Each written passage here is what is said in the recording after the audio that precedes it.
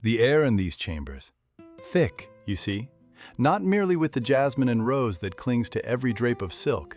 No, it is thick with centuries of ambition, with the ghosts of empresses who rose and fell, their laughter and their lamentations absorbed into these very stones. The silence here is a deception, a meticulously woven shroud over a viper's nest, a gilded cage where the most ruthless game is played, an eternal game of queens for survival. A game of lives where the stakes are a dynasty, a bloodline, an empire itself. Every breath taken, every glance exchanged, every cup offered is a calculated move on a grand chessboard, orchestrated in whispers, in shadows, and sometimes in the subtle sweetness of a poisoned draught. And then, from this intricate ballet of power and peril, a whisper emerged. Not a timid sound, but a vibration that resonated deeper than any cannon blast. It spoke of one name, KOSEM. A name that, in time, would become a decree, a chilling promise, a curse etched onto the very soul and memory of the Ottoman world. They say she was merely a woman, a beautiful face among countless others, brought from a distant shore, draped in the finest silk, destined for a fleeting favor. But I tell you, no mere woman could have wrought such seismic change. This was a force, a primeval current that tore through the calm, ancient waters of tradition. She had no rights, you understand, no ancestral claim, no voice in the divan, no blade to assert her will. Only the unspoken, the unseen, the potent weapon of a mind sharper than any sultan's scimitar. She did not inherit power, she forged it, breath by agonizing breath, betrayal by calculated betrayal. Watch the shadows lengthen across these floors. Listen to the profound silence that follows a sudden, unexplained death. That, my friends, is her legacy. To take an empire, ancient and unyielding, and teach it, painfully, slowly, irrevocably, to bow. How did a single woman, born to anonymity, become the architect of such an unimaginable transformation? How did the fragile threads of her existence intertwine to form a noose around the very neck of a colossal dynasty? These walls, these very stones, hold the secrets of her ascension. They know the price paid, the souls consumed. And as we gaze into the past, into the heart of this ruthless game, we must ask ourselves, what kind of woman does it take to force an empire to obey? Into these gilded cages she came, a mere whisper carried by the wind, devoid of name, of lineage, a fragile vessel cast upon a perilous sea. Yet within her, something burned, a light, not of passion, but of cold, calculating clarity. Eyes that saw beyond the veil of silk and the glitter of gold, piercing the pretense that draped these ancient walls like a shroud. Eyes that held a gleam, sharper, more discerning than all the grand viziers combined, though they believed themselves the sole architects of destiny. Look closer, if you dare, past the shimmering silks and the scent of jasmine. See the girl, no more than a child, navigating a labyrinth where every glance was a silent dagger, every whispered word a droplet of poison.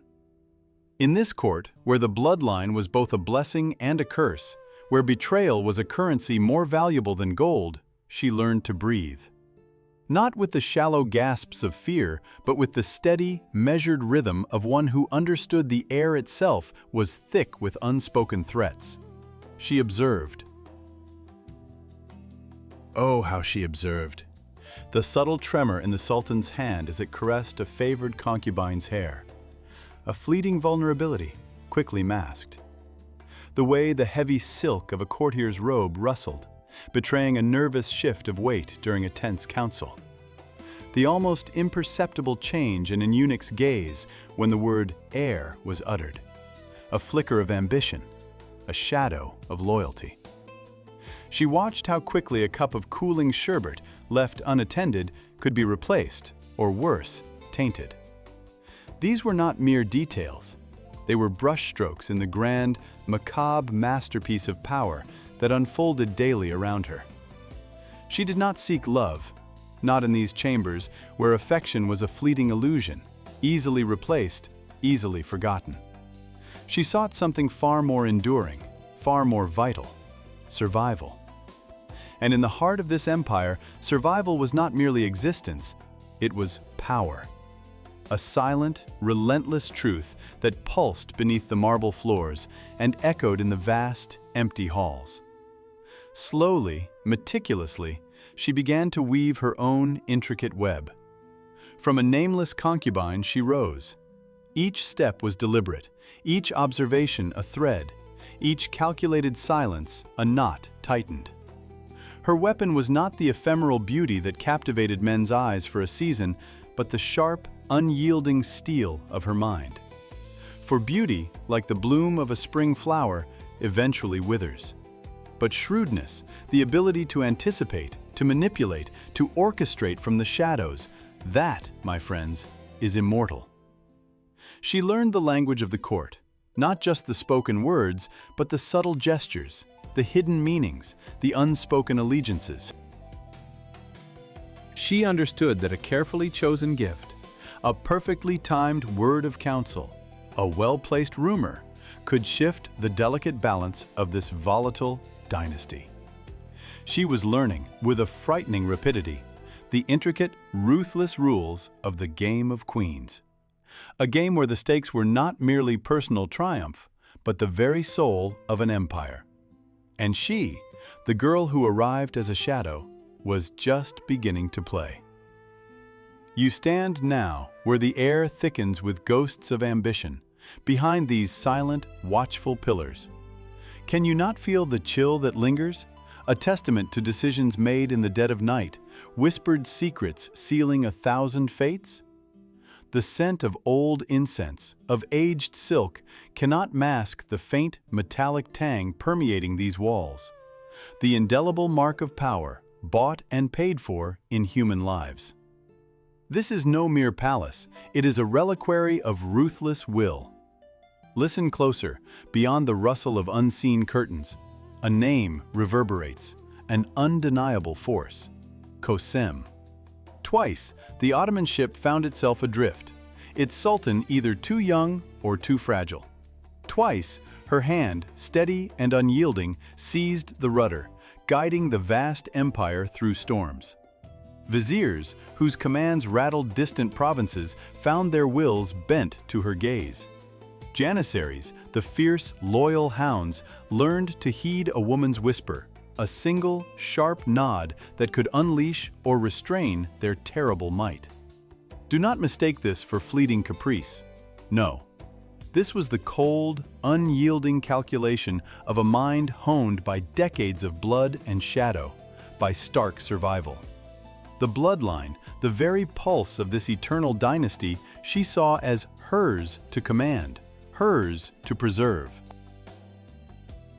Not always out of affection, but out of absolute conviction that only she possessed the vision, the tenacity, to ensure its unbroken flow. For without the dynasty, what was KOSEM? A whisper. With it, she was the very breath of an empire. This palace, these gilded chambers, were but a grand chessboard beneath her cunning eye. Her pieces? Sons, grandsons, pawns in waiting. For a grand master, the game demands sacrifice. A prince's life? A grand vizier's head. Small prices if the throne remained unshaken, if her house endured.